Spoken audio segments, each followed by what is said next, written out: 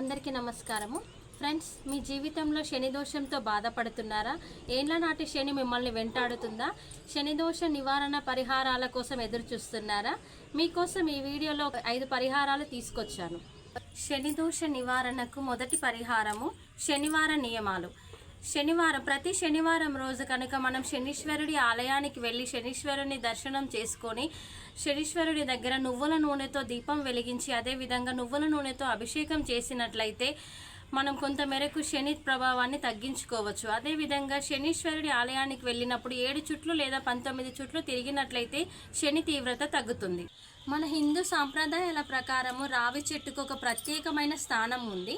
మనము సూర్యోదయానికి ముందు ఉదయాన్నే రావి చెట్టు దగ్గర నువ్వుల నూనెతో దీపం వెలిగించి రావి చెట్టు చుట్టూ ప్రదక్షిణాలు చేసినట్లయితే మన జీవితంలో ఉన్నటువంటి వేళ్లనాటి వెంబడిస్తున్నటువంటి శని ప్రభావాన్ని మనం తగ్గించుకోవచ్చు. పురాణాల ప్రకారం చూసుకున్నట్లయితే హనుమంతుణ్ణి పూజించే వారికి శని ప్రభావం తక్కువ ఉంటుందని మన పురాణాల ప్రకారం మన యొక్క నమ్మకము.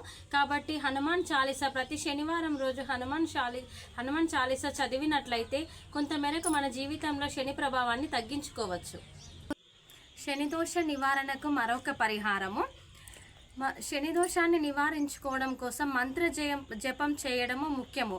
మంత్ర జపం మనం ప్రతిరోజు ఉదయాన్నే శనీశ్వరుని ప్రార్థిస్తూ ఓం శనీశ్వరాయ నమః, ఓం శనీశ్వరాయ నమః అనే మంత్రాన్ని 108 సార్లు జపం చేసినట్లయితే మన జీవితంలో ఉన్నటువంటి శని ప్రభావాన్ని మనం తొలగించుకోవచ్చు. శని దోష నివారణకు మరొక పరిహారం చూసుకున్నట్లయితే ప్రతి శనివారం రోజున కొందరికి అన్నదానము కానీ వస్త్రదానము కానీ ఈ విధంగా దాన ధర్మాలు చేసినట్లయితే మనపై ఉన్నటువంటి శని ప్రభావాన్ని కొంత మేరకు తగ్గించుకోవచ్చు. శనిదోష నివారణకు ఈ 5 పరిహారాలు పాటించడమే కాకుండా శనివారం రోజున ఇనుప వస్తువులు మరియు ఉప్పు, నూనె వంటి వస్తువులు మరియు నల్లని దుస్తువులు ఇలాంటి వాటిని ఇంటికి తీసుకొచ్చుకోకుండా ఇలాంటి వాటిని కొనుగోలు చేయకుండా ఉండడం వల్ల కూడా కొంత మేరకు మనపైన ఉన్నటువంటి శని ప్రభావాన్ని తగ్గించుకోవచ్చు.